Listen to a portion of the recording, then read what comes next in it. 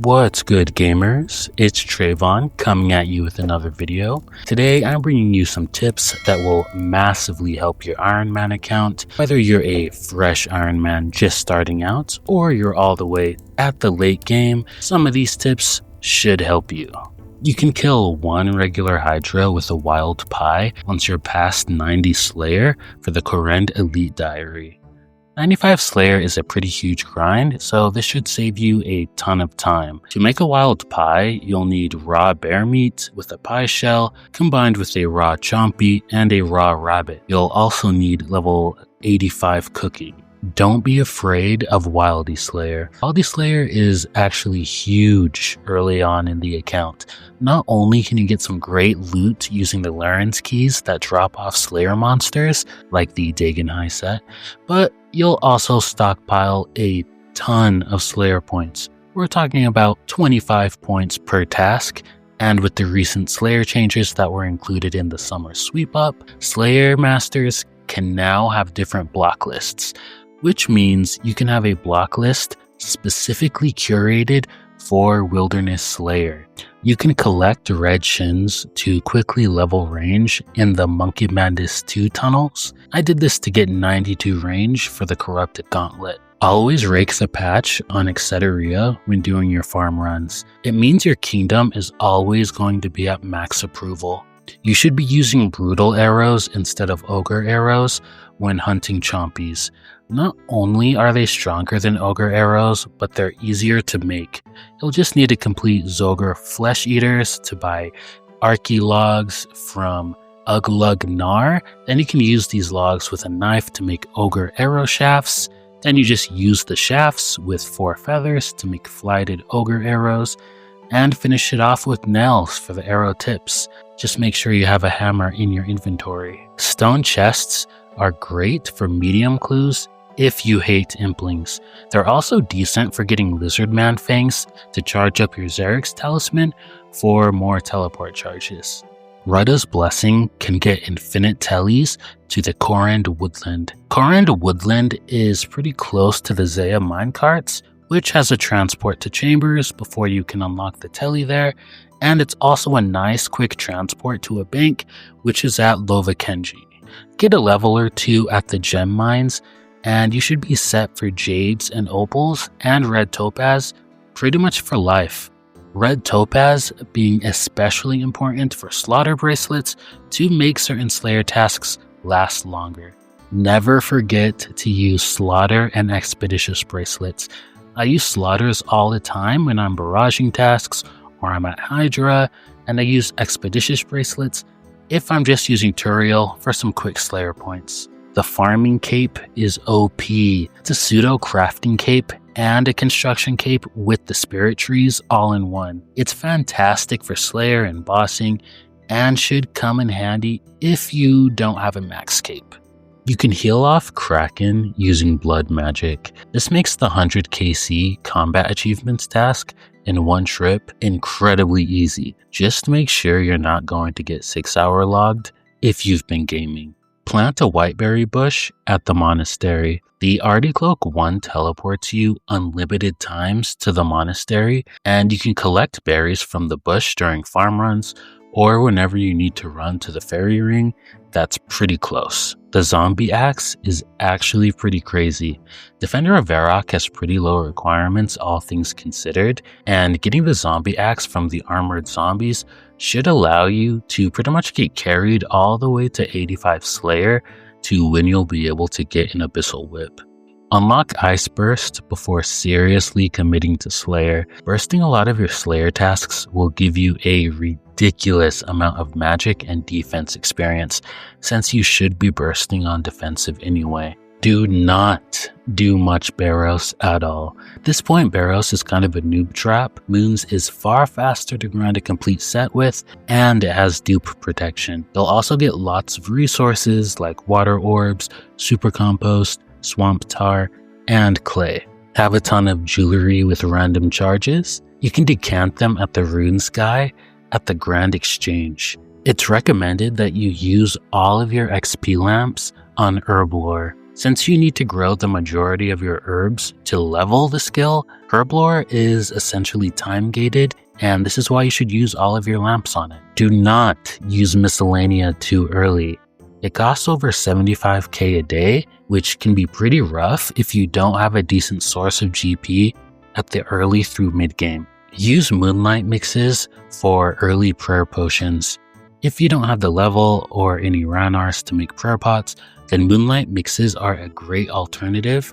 However, they're just 2 doses each. Never slack on your farm runs. You'll regret slacking on these if you ever want to level your herb lore or your farming. Herb lore is basically a requirement for any kind of PVM. A great AFK training method would be shooting stars. You pretty much only have to click once every 6 or so minutes, so they're great for some AFK mining XP, and you can use the stardust you're rewarded for to buy a ring that gives an invisible mining boost, soft clay, and gem bags. Like doing clues?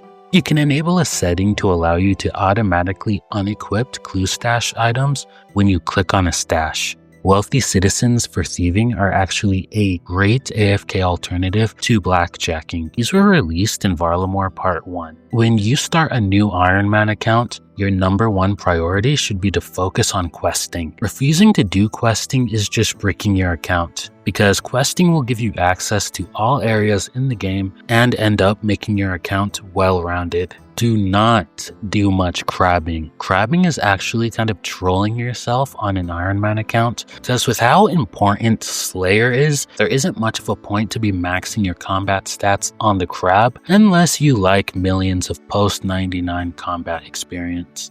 Utilize Blessed Bone Shards.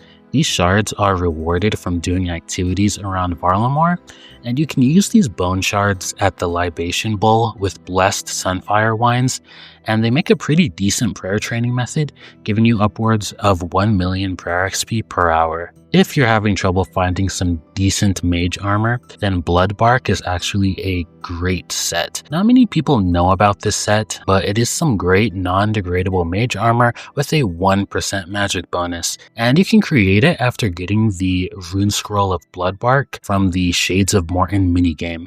The Dragon Hunter wand is actually a pretty good drop to go for now. The Dragon Hunter wand is actually pretty huge because Huey received changes making the wand more common, and the wand itself was buffed. So it's a pretty viable weapon to use for your Dragon Slayer tasks, as well as for Ohm if you're going to be doing the Chambers of Xeric. There are now 2 high-level agility shortcuts that you can use to reach the Dagonoth King's lair more quickly. The first one is a set of climbable rocks that requires level 85 agility and takes you straight to the cave entrance, letting you no longer have to bring a rune throwing axe or a pet rock. The second one is a one-way crevice on the wall that's right past the giant rock crabs, and it requires level 81 agility and takes you right to the area before the kings. When you start to get Anti-Venom Plus, you should save them to make extended Anti-Venom Pluses. You can use 4 Araxite Venom Sacs on an Anti-Venom Plus to create an extended Anti-Venom Plus. These actually give you poison immunity for 17 minutes and venom immunity for 6 minutes. You can use Huasca herbs and Aldarium, which is a secondary from the Mastering Mixology minigame, to create prayer regen potions. These give you 1 prayer point every 12 ticks over 8 minutes, which give you 66 prayer points per dose. This is huge for things like the Inferno or pretty much any wave-based content in general. Get yourself a fishing barrel. This is because AFK time is the best time. The fishing barrel is a reward from Temporos and is pretty much best in slot for Karambwans, giving you a couple minutes of extra AFK time since it allows you to store an additional 26 fish per inventory. Spirit flakes are another thing you should be using, which is from Temporos as well. They're great for fishing anglers, and they'll give you a 50% chance to catch an additional fish. If you're thinking about thieving master farmers for seeds, then you need to take your farming level into consideration. This is because the higher the farming level, the better seeds you'll be getting from master farmers. If you don't have any obvious goals on your new Ironman account, then you should shoot for Barros gloves. They're great hybrid gloves, and completing all of the quests will put your account into a pretty good, well-rounded state. Definitely unlock as many teleports as possible. Having to run and walk around everywhere is the worst part of being a new Ironman. Try going for a Void Waker. The Void Waker is one of the best DPS spec weapons in the game, and on the way to getting it, the grind is going to give you a ridiculous amount of supplies from the bosses, as well as things like thousands of spider eggs, planks for construction, and sand fuse serums. If you're wanting to get into PVM, then I 100% recommend getting the True Tile plugin on Runelite. It's pretty essential because it'll allow you to actually see where your character is in the game, because what you're seeing isn't necessarily where your character is located at according to the game itself. With the default Runelite bank tag plugin, you can actually enable bank tag layouts, which can make your bank way more organized. Just right-click a tag tab and click Enable Layout. If you're a fan of doing clues, the Emote Clue Items plugin will actually tag items in your bank and inventory that are used for clues. If you're looking for a more immersive experience on your Ironman, then the 3D Weather plugin can make your game way more immersive by adding actual weather effects to the game. And it's even better when you combine it with 117 HD. The Banked Experience plugin will tell you how much experience your banked resources are worth. So if you've collected enough herbs to level your herb lore, or if you've collected enough planks to level your construction, or enough bones for your prayer, as an example. If you're having trouble getting a shield left half or the Arduine diary, then Gorax with a Ring of Wealth will hit the rare drop table 100% of the time. So they're the fastest way to get this item. Fishing potions are actually great for Herblore XP as an alternative use for your Avantos. Having a salve teleport in your house is actually a great, quick way to get to a fairy ring. You can complete the Path of Glaufree to unlock warped tortoises and warped terror birds that drop the warped scepter. It's a powered staff that is between the Iben staff and the Trident of the Seas. If you need a good spec weapon, the Arcan Blade is actually a fantastic mid-game spec weapon that can be unlocked after completing the Final Dawn quest.